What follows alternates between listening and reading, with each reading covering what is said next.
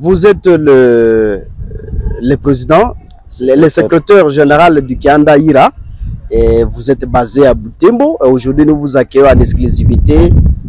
C'est pour savoir, il y a un dossier de Wazalendo qui commence même à créer des isanies de la sécurité après la mort des civils ici qui étaient en tout cas fouettés, et la mort s'en est suivie. Comment est-il le secrétaire ou membre du Kianda Ira? Comment vous réglementez ou comment vous reconnaissez les groupes Wazalendo qui sont à Butembo et d'autres aux alentours même de Butembo? Merci beaucoup. En fait, il n'y a pas une reconnaissance particulière de Wazalendo, mais nous sommes en train de partir tous de la vision du chef de l'État, selon laquelle, au regard de l'insécurité persistante, mais aussi explosive dans notre région, c'est-à-dire à l'est de la République et particulièrement dans le Nord Kivu, nous sommes là justement pour pouvoir accompagner les Wazalendo. Voilà pourquoi les Wazalendo n'ont pas une reconnaissance particulière. De toutes les façons, nous allons nous souvenir qu'il y a peu que la délégation de la communauté Nande, c'est-à-dire la délégation de la tribu Ira, s'était rendue à Kinshasa au mois d'avril pour rencontrer le chef de l'État. Et cette délégation avait rencontré le chef de l'État le 11 mai 2024. Et dans cette rencontre, il faut retenir que ce qui avait retenu notre attention, c'est que le chef de l'État avait réitéré cette vision et demandé que les Wazalendo, voire même tous les civils, puissent vraiment se mettre en œuvre pour mettre l'ennemi en déroute. Et c'est à ce sujet que nous avons accueilli également une délégation venue de la maison militaire du chef de l'État après son instruction par le président de la République. Et cette délégation, lorsqu'elle était arrivée ici, évidemment, cette délégation avait été accueillie par le Kiaganda, avait été accueillie par l'association culturelle le Kiaganda, ASBL Obuuma Obuabaïra, et par ma représentation. Et lorsque nous avons fait le terrain ensemble, nous avons fait mission ensemble avec la délégation de la maison militaire, avec une mission précise. Et laquelle mission, il fallait identifier tous les Wazalendo. Et après cette identification, il fallait que le rapport soit déposé à la hiérarchie pour que le problème de Wazalendo soit résolu, à vue de pouvoir mettre l'ennemi en déroute. Malheureusement, je dis bien malheureusement, nous avons fini le travail, nous avons fait le monitoring avec cette délégation de la maison militaire du chef de l'État, et cette délégation était rentrée à Kinshasa, et pas seulement elle-même, mais cette délégation avait trouvé utile que nous puissions l'accompagner. Nous avons accompagné cette délégation jusqu'à Kinshasa. Arrivé à Kinshasa, nous avons déposé le rapport militaire, nous avons aussi déposé le rapport civil par rapport au monitoring qui venait d'être fait au Grand Nord pour essayer de voir comment mettre à déroute l'ennemi. Et à l'issue de la présentation de ces deux rapports, il a été révélé que nombreux de leaders communautaires qui sont déjà dans l'espace politique ne sont pas en train de mener pour cette proposition. Ils mènent également malheureusement dans la diversion.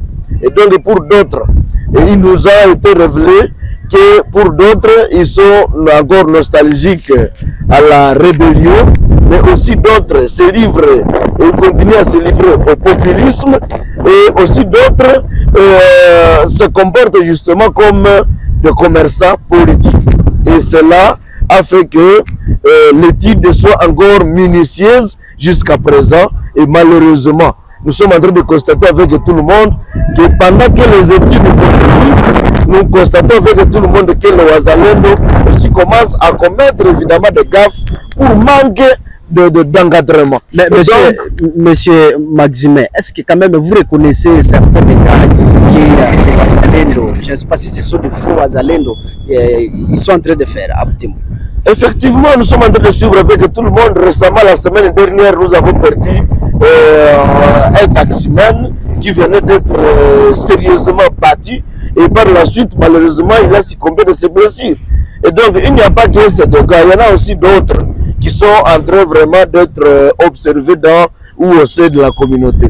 Malheureusement, je le disais, que nos leaders politiques ici de notre communauté, ici de notre région, ils doivent aussi s'amender parce qu'ils continuent avec, ils continuent à s'entêter comme si nous étions en train de vivre à la normale.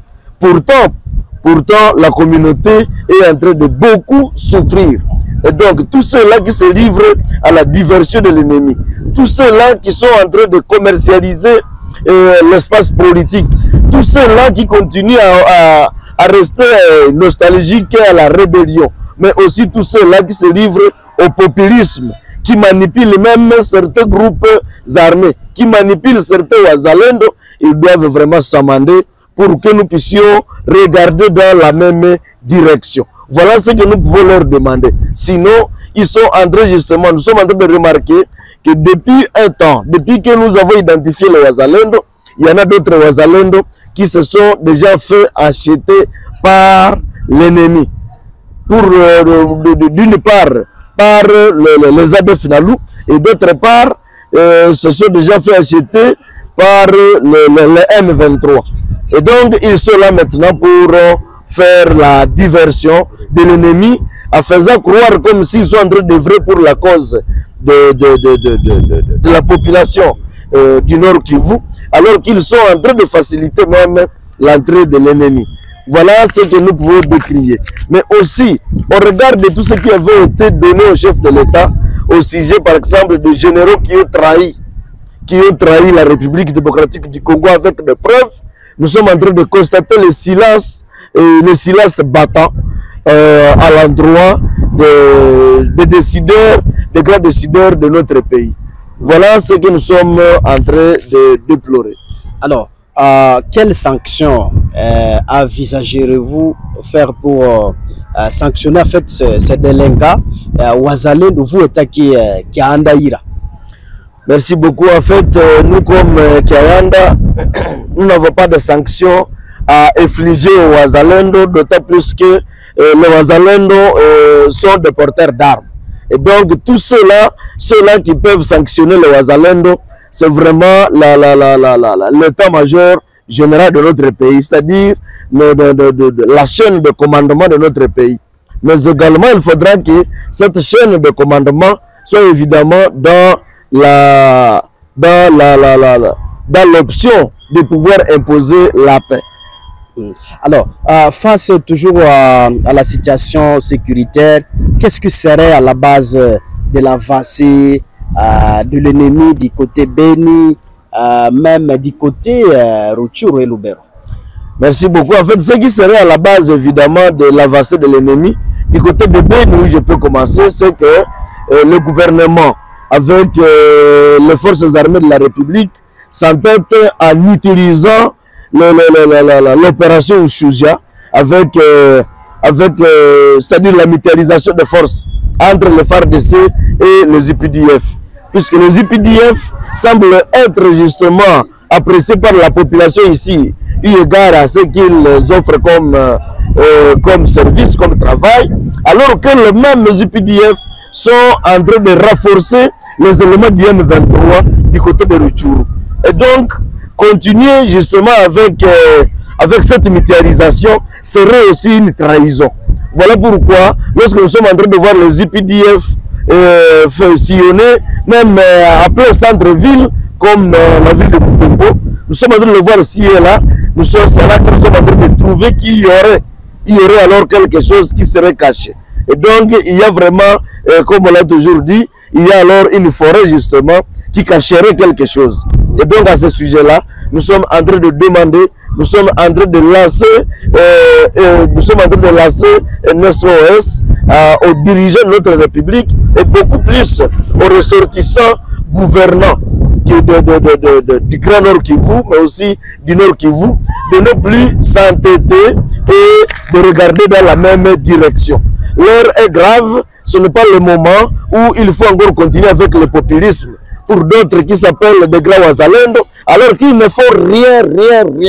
Voilà ce qu'il faut vraiment dire. Et d'autres sont restés nostalgiques à la rébellion. Ils sont là seulement pour critiquer, alors qu'ils sont même dans le pouvoir. Et donc, ils sont en train vraiment d'humilier la communauté.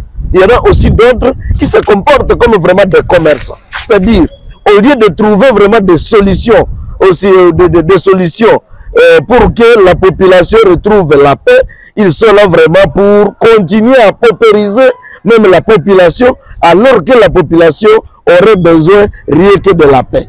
Voilà ce que nous pouvons dire, et donc nous leur demandons de pouvoir s'amender, de pouvoir retourner vraiment à leur raison pour que nous puissions regarder dans la même direction et pour que nous puissions vraiment agir tous ensemble pour la quiétude dans notre région, à l'est de la République et beaucoup plus dans la province du Nord Kivu. Et en tout cas, nous sommes à la fin. Avez-vous un mot, en tout cas, de la fin, M. Maximin?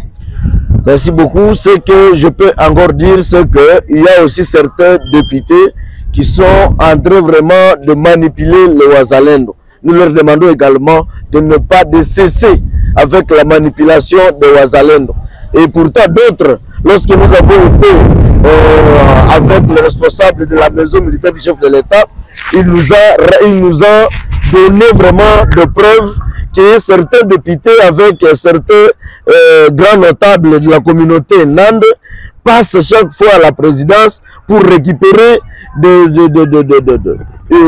grosses sommes d'argent qu'ils livreraient justement aux Wazalendo, malheureusement, ce qui n'arrive jamais aux Wazalendo. Et donc le dérapage observé auprès ou au sein dans le camp de Wazalendo, ce sont des dérapages qui proviennent évidemment du manque d'encadrement. Et donc si ceux-ci seraient encadrés, en tout cas les Wazalendo ne seraient pas vraiment dans le dérapage. Un autre mot que je peux dire, c'est un mot que j'adresse à tous les habitants du Nord Kivu, à tous les habitants de la province Nord Kivu, mais aussi, surtout, à tous les habitants du Grand Nord Kivu.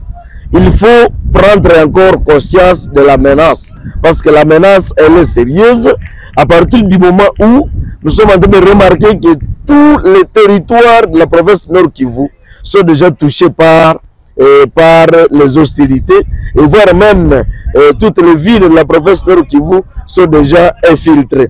Et donc nous sommes censés renforcer notre conscience pour que nous puissions vraiment aussi contribuer, pour que nous puissions procurer la paix. Sinon, ça quoi alors nous serons en train nous-mêmes de céder nos entités aux prédateurs. Maximin Muhamba, nous vous disons merci. C'est à moi de vous remercier.